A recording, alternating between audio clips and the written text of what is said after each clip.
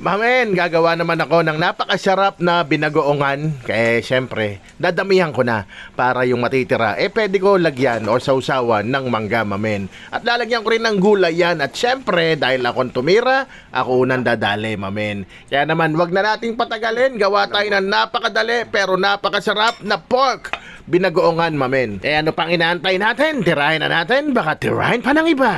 Ito nga ang unang first step, mamen, kasi may mga nagtatanong paano ko raw tinatanggal yung pait o yung bitterness ng ampalaya, mamen. Ayan, ganyan ginagawa ko.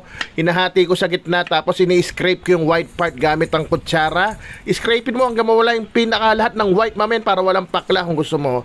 Tapos ako, minsan, hindi ko na binababad sa tubig. Maraming asin lang, mamen.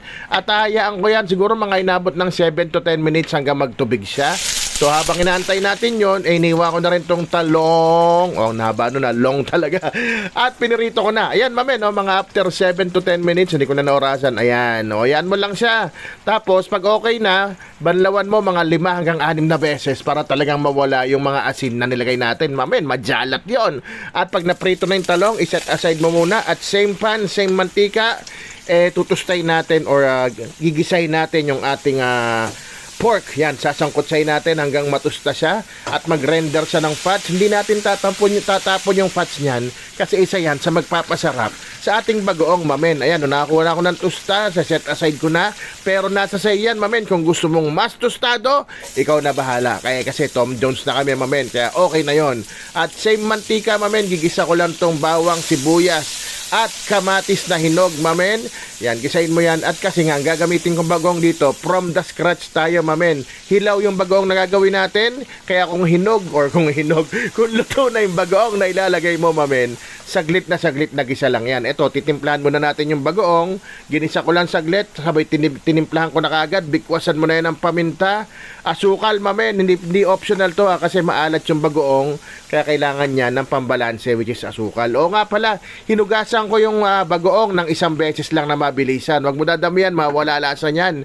At naglagay ako ng mga 1 cup ng suka of your choice, mamen. Tapos wala kang gagawin dyan kundi lutuin hanggang ma-reduce ng onting suka. Wala nang lansa yan, mamen, at ilagay mo na yung pork. Pero dyan pa lang, bago mo ilagay yung pork, luto na yan, mamen. Pwede ka na magtabi. Pang mangga mo, pang pineapple, bahala ka na kung nasasausaw mo, kare-kare. Pero ako, mamen, good siya. Hindi muna ako babawas, mamaya na. Ayan, nilagay ko na yung pork at yung nilagay kong criminal water. Pampalambot lang yan. Kaya naman sinortcut ko na, na-reduce na siya.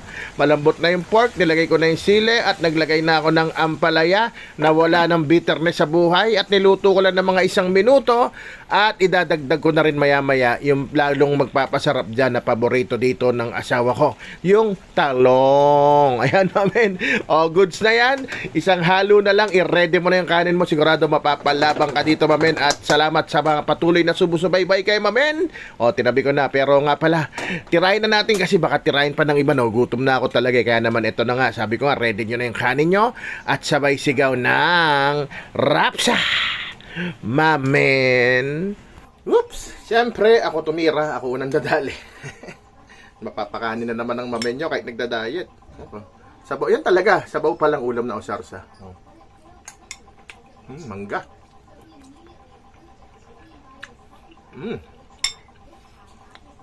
Halos na-eliminate na yung pait ng ang palaya. Unting-unti na lang. Pinakita ko lang ha. Pero ako gusto ko mas mapait talaga. Ang sarap ng talong. At yung pork na napakalambot.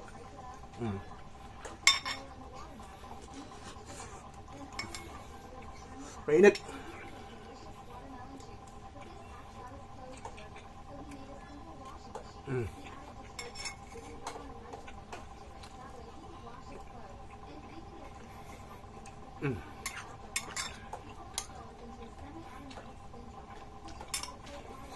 Solid.